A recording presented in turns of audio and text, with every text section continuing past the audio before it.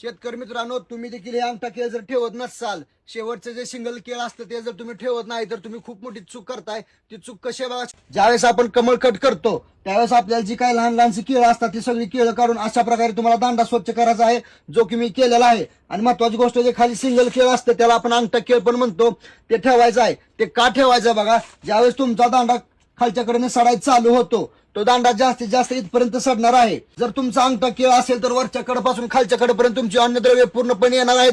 त्यामुळे तुमच्या खालच्या फाण्यांचा विकास अगदी चांगला होणार आहे. तुम्ही काय करता, अंगठा केळ काढता किंवा दुर्लक्ष करता, अंगठा केळ ठेवत नाही. बरेचसे शेतकरी ही चुका करते. तर तुम्हाला जर माल एक्सपोर्ट करायचा असेल तर ह्या चुका करायच्या नाही. त्या तुम्हाला अंगठा केळ ठेवायचा आहे. अंगठा केळ ठेवलं तर पूर्णपणे अन्नद्रव्य खालच्या कडेपर्यंत येणार आहे. आणि महत्वाची गोष्ट म्हणजे दांडा जो सडतो त्यापासून संरक्षण भेटणार आहे. जरी तुमचा दांडा सडला तर जास्तीत जास्त या केळापर्यंत सडणार आहे. इथून वरती तुमचा घड पूर्णपणे सेफ राहणार आहे आणि तुमचा माल 100% एक्सपोर्ट होणार आहे.